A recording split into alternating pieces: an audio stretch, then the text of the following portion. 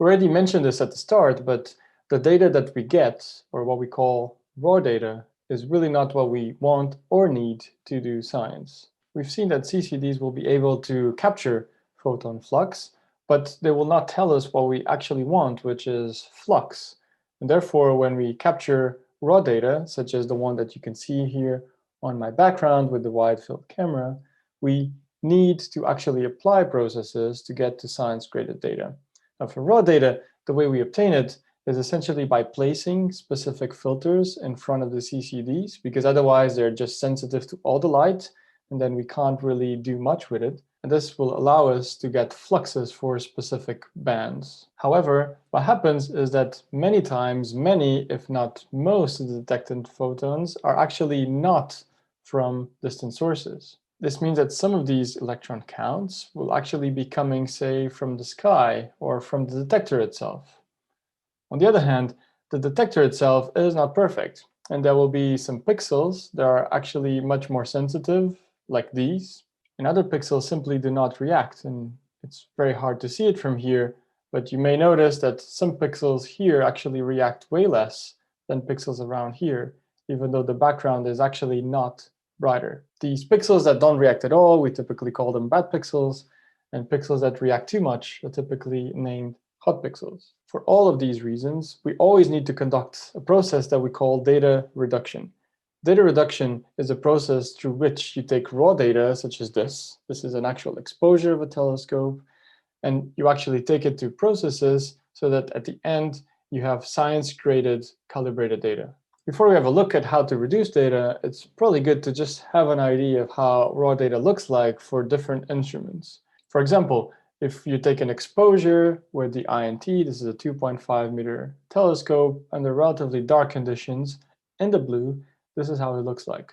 A lot of these things you can see sort of darker and then lighter have to do with readout noise.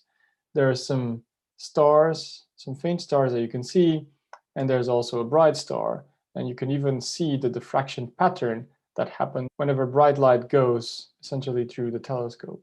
On the other hand, this is an example, this is a zoomed in of a region when you expose with an 8 meter telescope in the red. You can still see a lot of these kind of noisy features that's coming from the readout noise, but you can now see, because this is an 8 meter telescope, you can even see galaxies.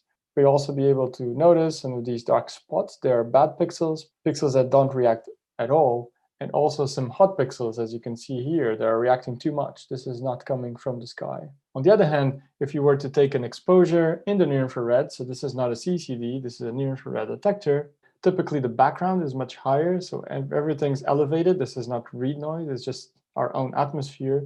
And near-infrared detectors can have weird artifacts on top of the diffraction pattern.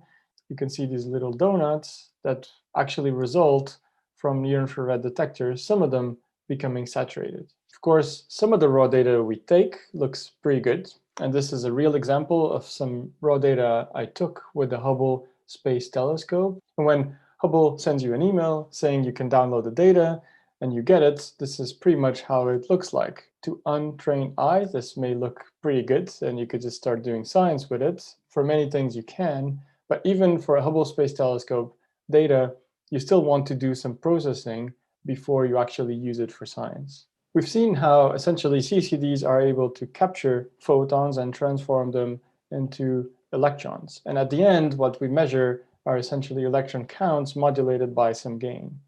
This means that we can then transform the number of electrons into the number of photons, or even better, into an actual flux. However, what happens is the actual raw counts will not correspond directly to just the flux of the source you're looking at. There will be a contribution, that is the astronomical flux, but on top of that, you'll also have some photons or flux that will be coming from the sky, and all of this will be modulated by the individual pixel response, how sensitive your pixel is into transforming photons to electrons. And on top of that, once you read the counts, you will actually have some excess, a readout noise. These are essentially just the counts from reading out the detector. Data reduction is a process where you can start canceling out these components one by one. You'll start by removing the readout noise, by doing 0-second exposures and having an idea of what the counts are per pixel. You can subtract. Then you can actually expose the detector with some sort of uniform flux or light so that you study the pixel response. You can then divide by it, so you cancel out that term. And on the other hand, you need a way to estimate what is a sky flux away from sources so that you can subtract. And at the end, you get what you actually want, which is the astronomical flux. Therefore, the typical steps for optical data reduction will be, number one, you actually get some bias frame you expose for 0 seconds, and typically you want to do a few of them and then get the median. So you can then subtract these readout counts. You end up with now the sum of the astronomical flux with the sky flux modulated by the pixel response. The next thing you need to do is to determine this pixel response by illuminating the detector with a flat source of light. If you know that all pixels should have the same counts, but they do not, this is because some of them don't react the same way. And typically you also do a few of these, so you average out or you take a median. Once you have that and normalize, you can divide by this pixel response. You're left with the astronomical flux plus the sky flux. And finally, you need a way to estimate what is the flux of the sky so that you remove it. At this point, you finally have some measurement of the astronomical flux, but this still needs to be calibrated, for example, by observing a star for which you know the flux or the magnitude very well. Finally, the other thing you need to calibrate is essentially the positions of your pixels in terms of x and y coordinates and transform them into right ascension and declination. And this is typically done by already knowing what is the right ascension and declination of the things that are in your field of view, and then applying a conversion between x and y and array and dec. In order for you to actually try it out in practice and do data reduction, I've actually produced a data set just for you that you can find and download from Moodle.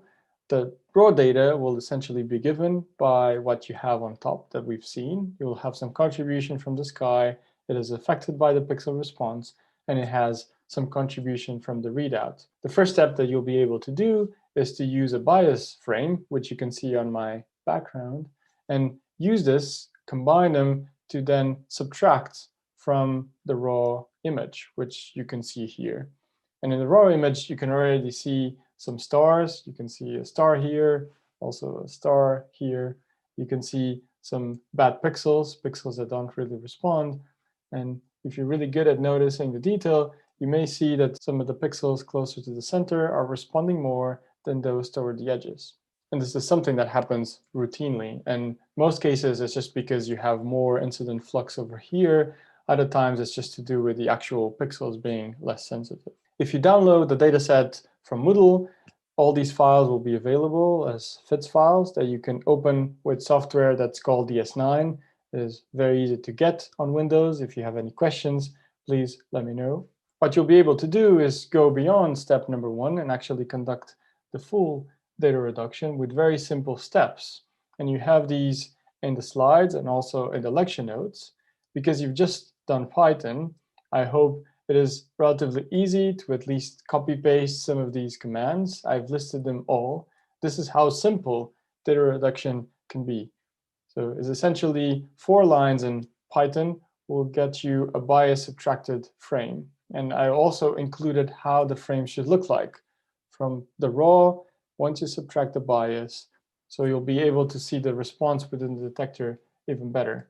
The next step will be to use the frame that tells you about the response of the detector, that is called a flat, and you'll be able to divide by it so that by the end of this process, you'll have a flat fielded frame that looks much more like the images you're used to. And again, all you have to do is to copy paste these commands into a terminal, or if you want, you could just put them in your own script and just run it and see how simple the process can be, but hopefully you can also track it from the operations that I have here with images. And the final step will be to remove the sky background, which you also have an estimate of. Once you subtract the background, you'll be able to reveal some of the fainter sources, for example, here, that you wouldn't be able to see otherwise because the sky counts were essentially pushing your level up. Hopefully you'll be able to get to this step, the final image, and I really encourage you to actually share your results with everyone on Teams so that we can actually compare and also see whether any of the steps was problematic.